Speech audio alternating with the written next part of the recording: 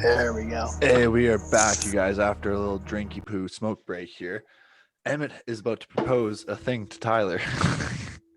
Okay, just carrying on the Derrick Rose conversation from earlier. So it disappeared for a bit because I was looking into guys who I think have less accolades or less of a argument for the Hall of Fame than Derrick Rose does. I found Tracy McGrady is in the basketball. He played for the Raptors, automatic Hall of Fame. Oh boy, Ray Allen. Kyle Lowry.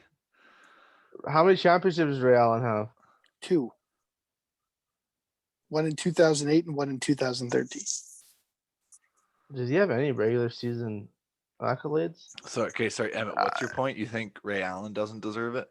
Oh, I'm not saying Ray Allen isn't deserving. Whoa, I'm just saying He's saying Derrick Rose is more deserving. I'm saying Derrick. I mean, if we're going off of guys in the Hall of Fame without MVPs, if MVPs is the big accolade that you need, Derrick Rose is ahead of Ray Allen. He's ahead of Nico Gallis. He's ahead of Tracy McGrady. He's tied with Allen Iverson. You know what I mean? How many for points MVPs does Derrick Rose have? Yeah, I'm thinking more career points wise, career assist wise, career rebound wise. Because how many years did he play before he fucking died the first time? Like 5, 6. Was it that many? I think he was drafted at 18. Okay, Derrick Rose has 1 MVP and is a 3-time All-Star. The Jazz are up by 1 with 5 seconds left in that. In the 4th? Yeah. Points, career statistics. Here we go. They were just down by 3. I don't know what happened. There's an instant replay right now. Fucking money. That's what happened. Game. Where are we at here? Who's the points leader right now, Tyler, for them? D'Angelo Russell's popping. Conley has 26. I'm content with that. I like Conley. Conley has rejuvenated his career. I love it. Yeah. Who's that? I always thought he was Mike Conley. I love Mike Conley. He's a baller. What do you think about the Jazz this year? Oh my God, dude, this beer's coming back and fighting me. I mean, I think the Jazz have always been legitimate, so I don't think it's that much of a surprise. I have no faith in them making a championship run anymore. Ooh. Why? I was always skeptical. What's making you skeptical in the last 2 weeks? What's completely They're not winning? Oh, because they don't have their best player on the court. They're still dropping 130 a game, minus last game against Minnesota. Yeah, you can't be losing to the Timberwolves. You almost lost them again. I don't know. They haven't been impressive all season to me.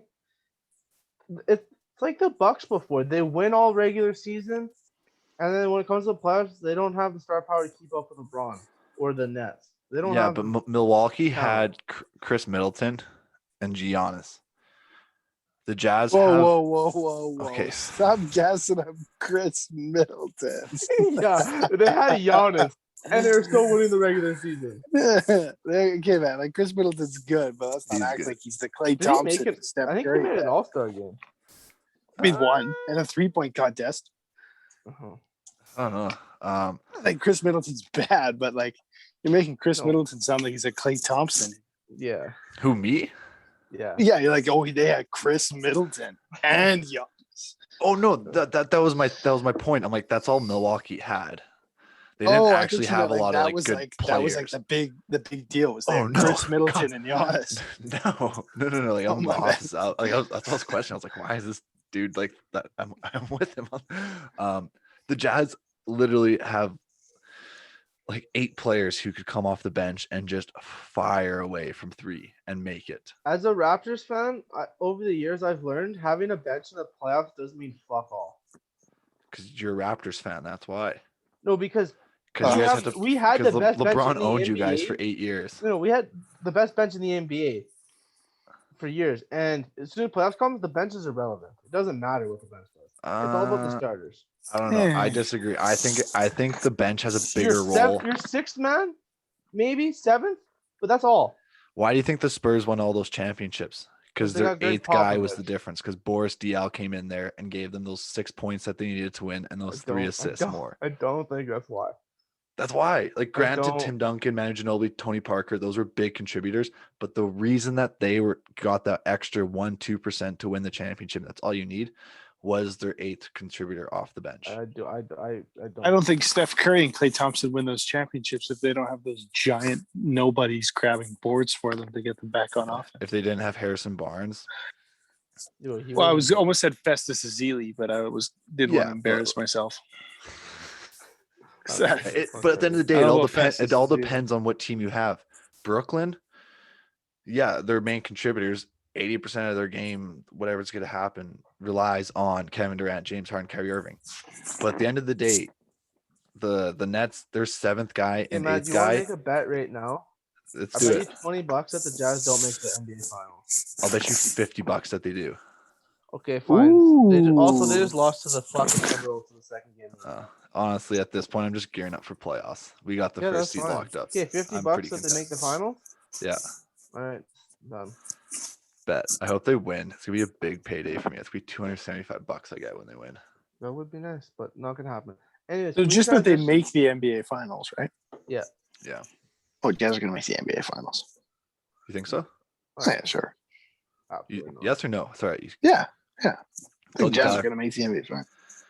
Out of all years, this is the year that an underdog team, quote unquote underdog team, is going to push through the finals. The West is really wishy-washy as it stands right now. So this year there's been so many injuries. I feel like that there's been so many like come out teams like we've had years like Atlanta all of a sudden, the Knicks, the who else was it? Hornets. That's what I was thinking of. Thank you. But you go look at the West though. Denver, they're not making a deep playoff push without Jamal Murray. They might make a good first round series, but I don't think they're going past that. I'm still very LA Clippers. I'm pretty wary on them unless playoff Rondo's a thing still. But at the end of the day, I don't see the Clippers doing that much. I don't. Clippers are no. I'm not sold on the Clippers. Mm-hmm. Yeah, I'm not either. What about the Suns? No. They're like the ultimate underdog, so it's hard for me to like actively root against the Suns. You know what I mean? Like I want to see them do well, but they're in the same tier as the Jazz.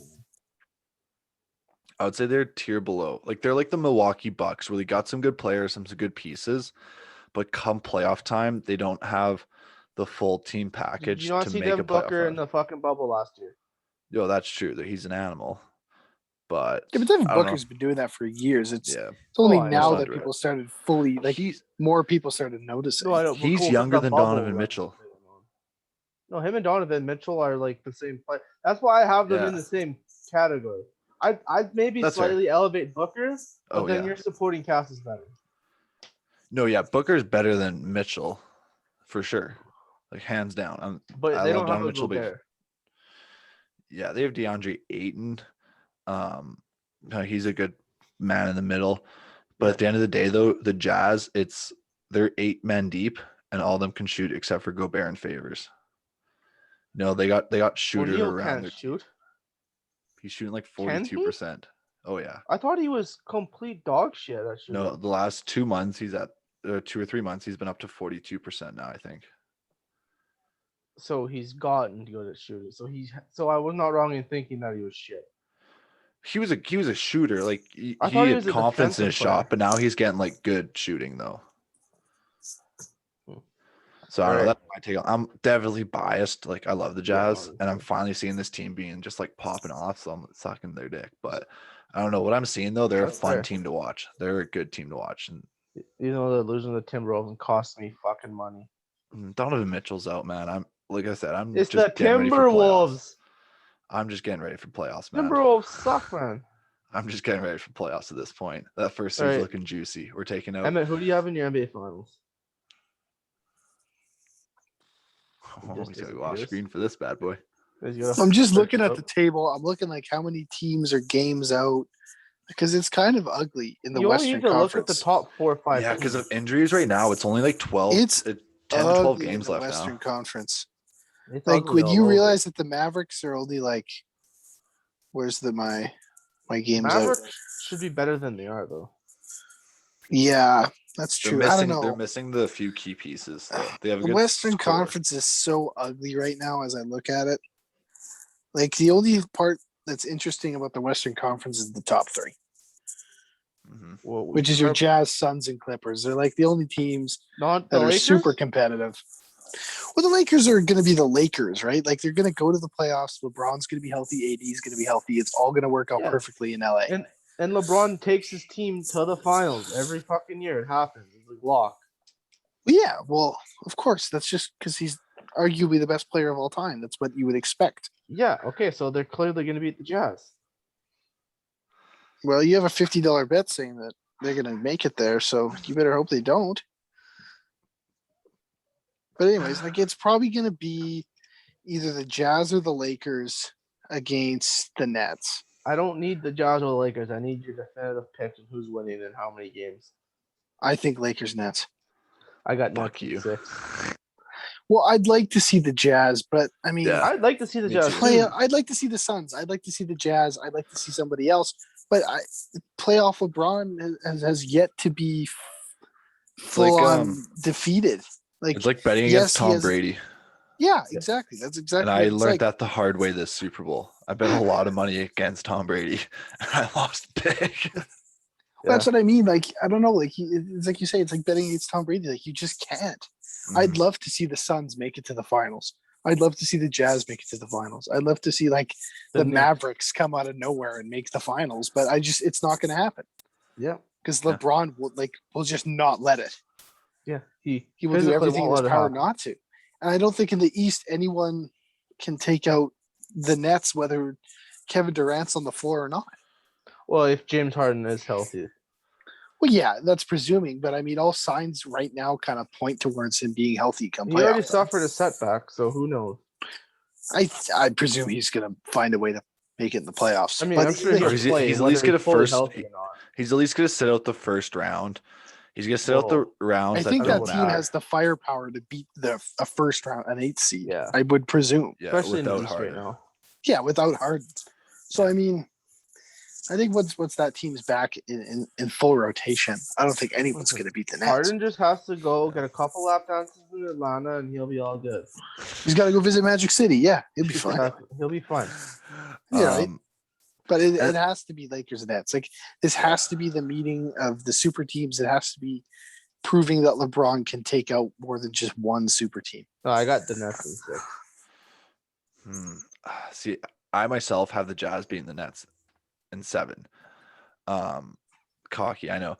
But one thing about the East, though, is like Ty and I talked about this as well too. The Bucks didn't get better this year. I don't see why Giannis even re-signed there unless he wants to just stay loyal. Like if he's truly trying to win a championship and he trusted their front office, they let him down because their team now is not as good as it used to be. Philadelphia, I have just like the complete opposite of LeBron James. I have yet to see any progress for them that gives me an opportunity. Trust the process, bro. It's always second round exits. They've been trusting the process. Yeah, they've been trusting the process for almost 10 years now. However long Embiid's been in the fucking. And out of the last 5 years, this roster looks the weakest it's looked. They've had a better chance 3 years ago than they have this year. Their best chance is when Kawhi fucking hit that dagger of a shot. Yeah, I think that was definitely they're without a doubt their best year. Yeah. Definitely. And I think that just ruined it for them. And it's just been slowly downhill. But I still think no matter what happens to the Sixers, you build around Embiid. You do not build around Ben Simmons. Oh yeah, for sure. But Embiid definitely needs to stay healthy. Do you what do you think about Ben Simmons? Overrated, underrated, properly rated? I'd probably say properly rated. I don't think people are really hyping up Ben Simmons that much. Unless you live in Philadelphia. Yeah, unless you're from Philly. I don't think you're really hyping up Ben Simmons. I mean, he still hasn't improved his long range game that drastically. Yeah. He's still the same player. I mean, he's good, but he's good. What he does is good, but I think people just kind of have him as like good, helpful. Do you think he's all-star worthy? Not. The NBA All-Star voting is a joke, so yeah, that's true. Devin Booker doesn't get it. Devin Booker's always a reserve, which is completely stupid. He should be pushing for a starting position. Oh yeah. But so that's what I mean. Like NBA All-Star voting is purely pretty much a popularity contest. So that's why fan voting for All-Star games doesn't work. Yeah, I think you got to take fan voting out of some things. Well, I think there's got to be a better way to do it. They took it out of hockey because it was a joke.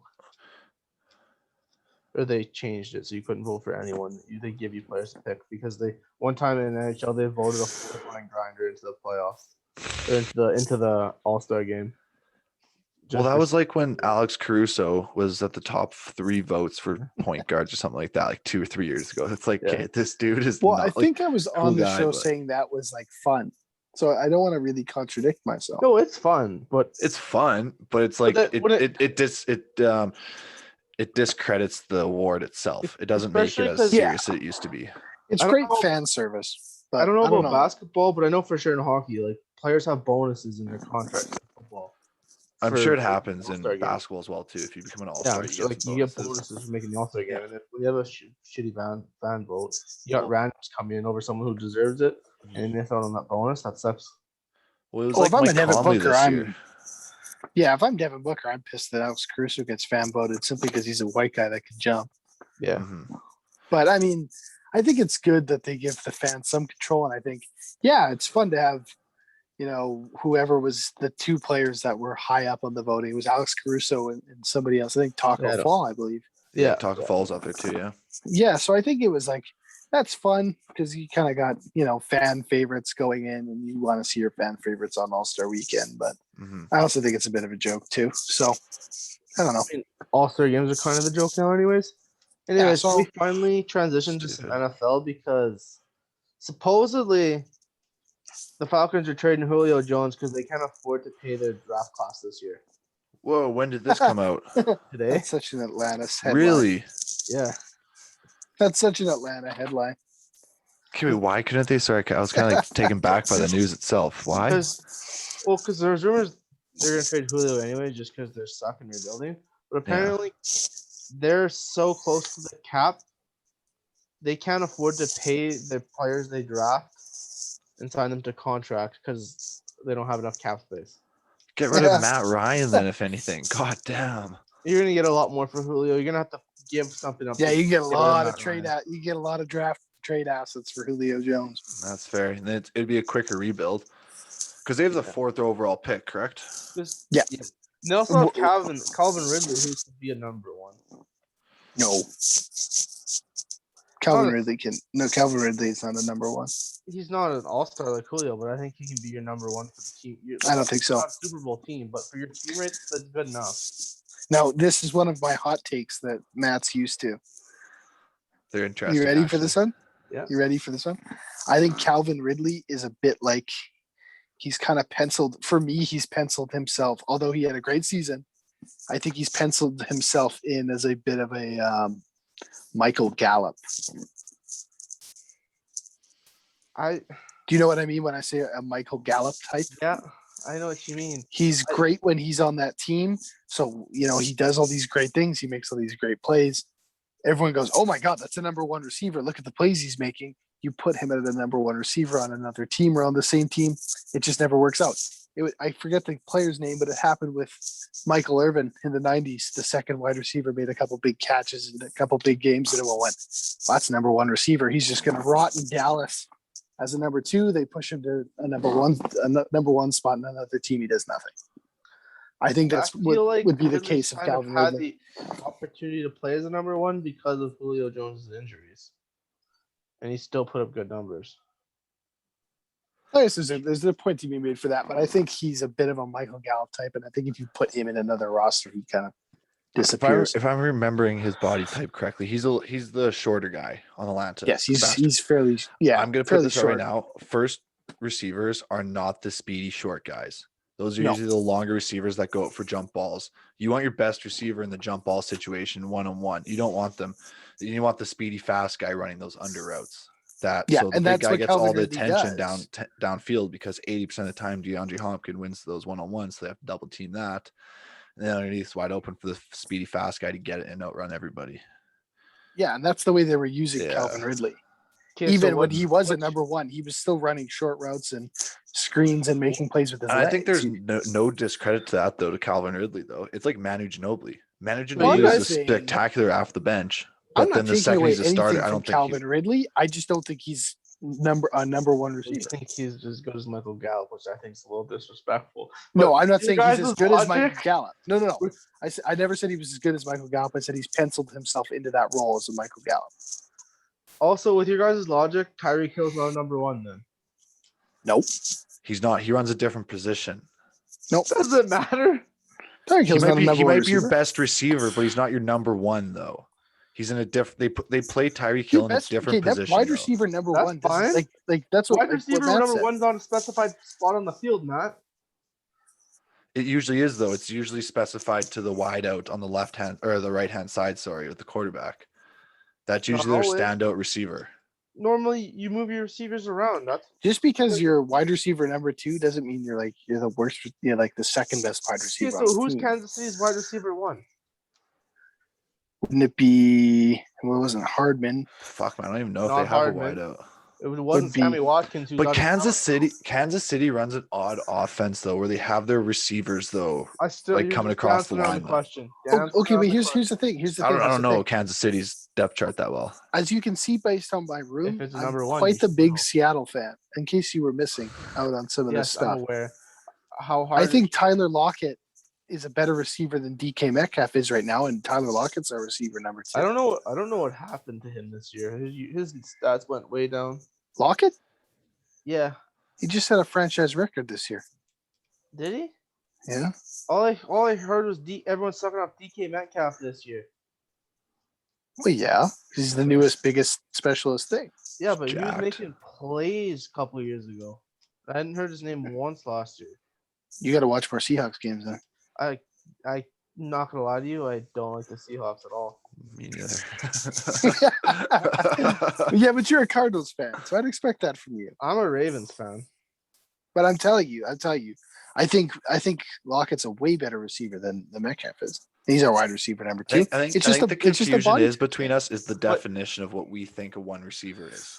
Yeah, and I think if you DK's put way more athletic than Tyler Lockett, and he makes bigger plays. yeah, that's why he's a wide receiver number one.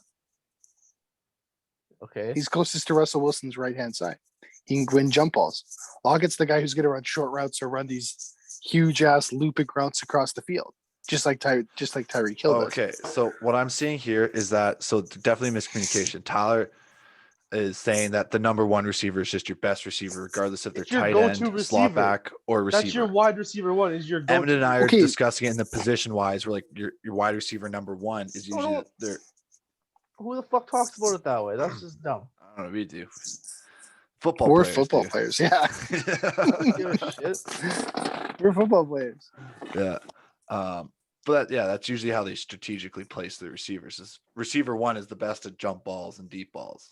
Oh, might I also say to any Seahawks fans listening, I do think DK Metcalf will be a better receiver than Tyler Lockett, but Yeah, I dude, think he's only Tyler second Lockett's- years, though. I think he'll end up being a better receiver. But I think as of right now, no matter how big DK Metcalf's plays are, I think Tyler Okay, Lockett's so- the better wide receiver. As a Seahawks fan, what's your opinion on the Russell Wilson situation? Ooh. Are you I think nervous he's gonna no. want next year? No, What if he's the most sacked quarterback again this year? You don't think he's gonna? he will be the most sacked quarterback this year. He's been the most sacked quarterback for like the past 4 years. It's only now that he's voiced displeasure. I know. So you don't think it's gonna get worse if things don't get better next year? No, he's running our front office. That's why Chris Carson got re-signed. So do you think who do you think's more likely to go, Russell Wilson or Pete Carroll? Pete Carroll. Mhm. Do you think that'll happen if it? Yep. If you guys have another year like last year? If we let Russell Wilson run front office, it will. Ever since that Super Bowl, which I don't want to talk about, the fan, not the fan, but the player coach reaction has totally collapsed in on itself. It's totally imploded, That's and you can see it. Well, It's people living still- proof in Earl Thomas. It's living proof in Richard Sherman. It's living proof in Marshawn Lynch. people bring All up. of these guys. So do you think it's Pete Carroll who fumbled the ball on this one, and it's kind of the reason that this organization has collapsed to an extent? Yep. I don't like see Pete how you Carroll. can blame the head coach on you having a shit O-line, though. Well, because this is the same guy who's going after Josh Gordon and not O-line depth. Well, I thought Russell liked Do you know who Joey Hunt is? Nope. Yeah, well, that was our starting center for half the year this year. Hey, that's yeah. But that should Yet be we on were your still GM to be drafting better O-linemen. Pete Carroll's in the war room every year. He also trades away our first round picks for Blitz Boy. Yeah. So what do you think? So what do you Jamal think Pete Carroll Adams needs could to have do been- then? I mean, I think he's got to have Russell Wilson in his ear. I can't believe. I don't know how. Because I think Russell Wilson speaks not only for himself but for every frustrated Seahawks fan. Yeah. I think Russell Wilson is just the embodiment of the frustration that I've had and every other Seahawks fan has since the Marshawn Lynch era ended, is that our O-line is awful. Yeah. Do you like the Chris Carson resigning? Because I don't. It's Russell Wilson being GM. It's Russell Wilson playing God amongst that organization. Do you think Chris Carson's a good number one running back? I do. Okay. I think he is a bit injury prone, but I think his numbers in the past 3 years have been the deciding factor between Russell Wilson telling the GM to re-sign him and Russell Wilson telling him you can go. How is the Seahawks run offense? Their offensive line in the run? Not great. That's me. Because like you look at Ezekiel Elliott, now that he doesn't have a good O lineman, he's just an average running. Like he's a good running back. Yeah, He's I'm not disappearing average. to look at Chris Carson's stats. Yeah, but like I do feel bad for him if he. Obviously, if they had a better O line, Chris Carson would have better numbers. But there's definitely better difference makers out there that don't need as much help. Well, how much is he getting paid? Do you know off the top of your head? Like, was it an average running back contract or? Yeah, it wasn't insane. He was re-signed to something pretty decent. Yeah, he was re-signed 2-year contract, and I didn't get the number. But hold on, I'm trying to find his career statistics here. Here we go. So in 2018, he had 1,151 yards. In 2019, he had 1,230. This year, he had 681, but was injured for a bit for the last little while in the season. I forget for how long, but it was a couple weeks. Yeah, towards the end of the season for a bit. His contract's worth up to 14.6 mil. Okay, well, for 2 years. With a 30-year option. I mean, and I think Chris Carson's a big believer in the Seahawks running game. Our running game has been drastically declining, but I mean, for an offensive line that gives up so many sacks, our running back, when not injured, was going for about 1,000 yards a season. So there has to be something said that we have the capability to block for the run and not so much the pass. Because we are still, even with Russell Wilson, that team is still very run focused. And then once that whole let Russ cook thing fell in on itself, we went back to running the football. And it worked. So I mean, did it really work? Well, it was better than watching Russell Wilson throw games away. It's all about Russell Wilson getting that MVP trophy. That's what that's what let Russell was all about, man. Get him that MVP. And then he played, what team was that? I forget now. Where he played like shit and then everything fell apart because he lost his confidence. So do you feel like that Seahawks should try to establish more of their run game or their pass game then? I think because I know Russell Wilson is trying to get Pete Carroll to give him the offense like Aaron Rodgers does, like Aaron Rodgers has, when he throws 40, 50 times a game. We won we won a Super Bowl with a run-focused team. Yeah, but I think there's a big difference. We almost went back-to-back with a run-focused team. Marshawn Lynch and Chris Carson. Historically, maybe. I think Chris Carson has done an excellent job. Well, I'm not saying, but I feel like it's just a different style of runners too. Not really. I feel like Carson's more. Chris Carson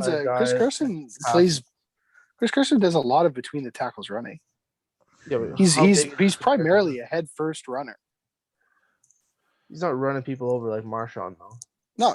which no one Very does. few players run people over like Yeah. Marshawn. That's why you just get a Lamar Jackson who just runs around players. Yeah, and then loses in the playoffs. Yeah, well, it's only And then blows it. He's still younger than Joey Burrow, so I still got faith. I still think Joe Burrow will be Yeah. better. Huh. Interesting. He's won an MVP before most players get Yeah, done. I'll respect that. You know, I can talk shit about Lamar Jackson, but at the end of the day, I am aware that he's very young in his career. Although the downside to him, though, it's like a very Michael Vick situation. He's gonna have to be able to transform his game to be able to have a prolonged career. He'll start dogfighting. I don't believe so.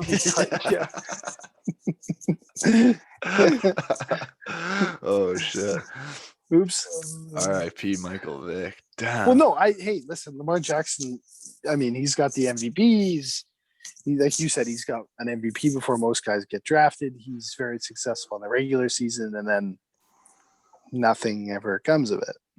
Well, I mean, this been. I do hate that statement, though. Granted, I understand where it comes from because you do see past quarterbacks like Tom Brady gets all the glory when he wins the championship, even though during the Super Bowl, it was their defense that won them the championship. And that defense was so good. Oh, it's unstoppable. Yeah. Like, vice versa, never mind. But with Lamar Jackson not winning playoff games, I feel like it's a very crappy thing to put on somebody, especially a quarterback, saying he can't play in the playoffs. Because it's like he does have a playoff game. But it's like at the end of the day, it's so much more aspects to the game than just what the quarterback does. Well, yeah, like so the first year a lot of it does rely on the quarterback, though. But so Tyler, if I say that some people, sorry, Tyler. No, if I say that some people think that Lamar Jackson is Terrell Pryor with a sniper gang chain, does that get under your skin? No, not at all. It just I get annoyed with people saying, "Oh, he can't win in the playoffs because he's literally only 24, and his passing improves. It's only going to improve and make him a better player. Plus, we were missing our best O lineman, which really sucks. Which Stanley, right? Yeah, Ronnie Stanley. Yeah, and speaking of which, what do you think about getting rid of Zeus? Hold on, and if we get an actual true number one wide receiver, then we'll actually have a better chance. Because Marquise Brown's too small and he's not good. Marquise Brown is. I don't know if he's a good second receiver. Yeah, he's not. He needs to back to that conversation. He can't catch the ball. He's too many balls. But it's Orlando Brown. I don't know how. The thing I hate most about it is that he went to the Chiefs and he's gonna make the Chiefs a way better team. Who did they get for him? We got the Chiefs' first round pick this year, and the third round pick. Was okay. Excuse me, because I don't watch a lot of Ravens. Was Orlando Brown Jr. that good? Yeah, we should have got more for him, but we couldn't get more because I didn't think he was wanted out. Good. He wasn't gonna resign. He was our starting left tackle after Stanley got hurt, and that's why he wanted out, because he doesn't want to play the right side anymore. He wants to play left side because he's that good and he wants to get paid more. So ergo, the Chiefs trade for him. I think the Seahawks should have traded for him. I don't know what the fuck the Seahawks should have done. I don't know. Russell Wilson wants more line, gets into GM's ear, and then re-signs Chris Carson because he likes Chris Carson. Wasn't Russell Wilson trying to preach more like he was trying to get more of the throwing game going, right? To Pete Carroll, and that was the big fight, I thought. Yeah, Carroll wanted to that was the whole let Russ cook movement. Was he wanted to throw the ball more? Mm-hmm. But I mean, the Seahawks have always been a run first team. Yeah, when we won, like I say, when we won the Super Bowl, that was a run first team. We went back. That was a run Matt first team. Hasselbeck and Sean Alexander and as well. Yeah, exactly. And I think the way that you open up that offense is by running. Mm-hmm. When that whole Russ Cook thing, it was great for the first 4 or 5 weeks because no one knew how to defend it. Yeah.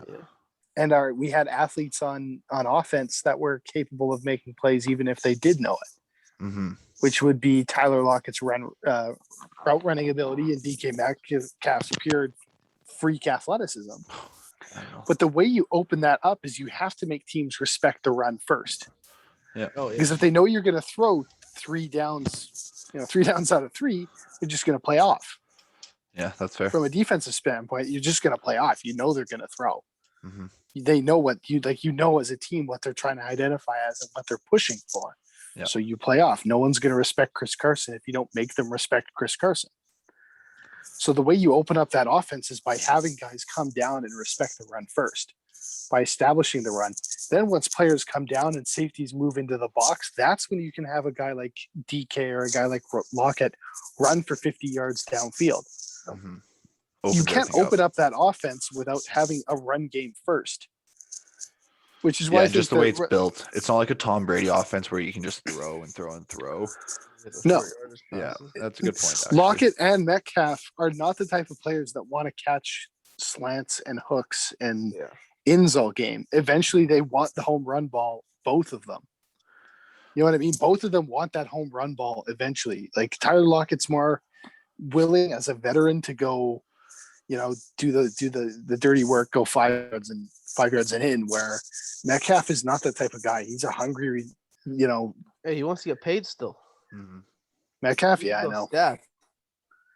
We gotta. I don't know what that team's gonna be. I hope we get to keep DK Metcalf. No, I think you guys let Tyler Lockett go before you let DK go. Unfortunately, yes. Yeah. Like I'd love to keep both, but I think the only way you keep both is you have to get rid of Russell Wilson. What do you guys think about the Green Bay Packers offseason? Getting back Aaron Jones. What I feel so bad for Aaron Rodgers. They didn't. All they did was lose their starting all-star center. I feel so bad for him. They don't spend in free agency at all. But they historically don't. Yeah, but a lot of people for the last 20 years, they're like the third lowest team that's paid out during free agency. Because if you're, draft another quarterback. That seems to piss off Aaron Rodgers and lead you to some success. Go draft Zach Wilson or something. Agent, though, and you're getting paid a lot of money. Do you really want to go live in Green Bay? Probably not. That's not a fun town and city to go live in. That's a fair point. It's not a free agent destination. So historically, they're just a draft their own talent and develop, and it's worked out for them. Yeah, they have their own system, and like Tyler said, it's not a pretty destination. You're not going to play in Miami. You're not going to play in Tampa. You're not going to play in LA. Yeah. You're going to Green Bay, Wisconsin. So, if you're a big fan of NFL history, which a lot of these kids aren't, I don't think they could truly care that much. Yeah. But, it's cool, I guess. But I don't think the starting safety, just pure example, the starting safety from Florida Atlantic is really excited when he gets drafted to go live in winter 7 months of the year. Yeah, and have to play in it as well too.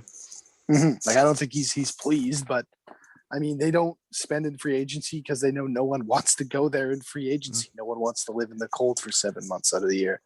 So like Tyler said, they'll draft talent, they'll develop talent, they'll pick up guys with potential, and they'll either get a diamond in the rough or they'll cut their losses. It's just the way that team works. And if you're developing a guy and he's living there, you learn to like it, enjoy it, and then you're more willing to stay than you are just a guy coming from Miami. All of a sudden, I don't want to go fucking Green Bay. There's not a club in sight here. Yeah, there's snow on the ground. That's a good point. I know I've always given the Green Bay front office criticism. I'm like, they need to spend some money to win some championships, but that's a good point. It's like the Utah Jazz. Nobody wants to go play for the Jazz. Yeah, we were just laughing at Pittsburgh clubs. Could you imagine what a club in Green Bay, Wisconsin looks like? No. Probably the bikers hang out, the Hells Angels hang out at. Fuck. I think it's just farmers. It's got Christmas lights on the wall and a single desolate dartboard. Yeah.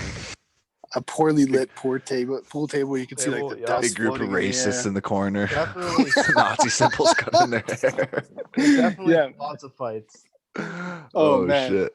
You just and a wooden bar, a wooden wooden bar, the rough and tumble 50-year-old lady who's 80 pounds who serves drinks. It's gotta be ugly. She sleeps with a new guy every weekend. To cover her rent. She's got a terrible heart tattoo on her upper forearm. And she's got that rough and tumble cigarette voice. Tramp stamp on the rear end. The poorly dyed red hair with the gray roots. Yeah. Fuck. All right, gentlemen. We're under 1 minute again for this. Yeah. So. Oh shit. Yeah. We blew through 2 40-minute sessions there. Yeah. GG. Do you guys GG? I know it's 9 o'clock. Is it? Yeah, we flew through an hour and a half of conversation there. Wow, we did didn't pretty get to good. talk- We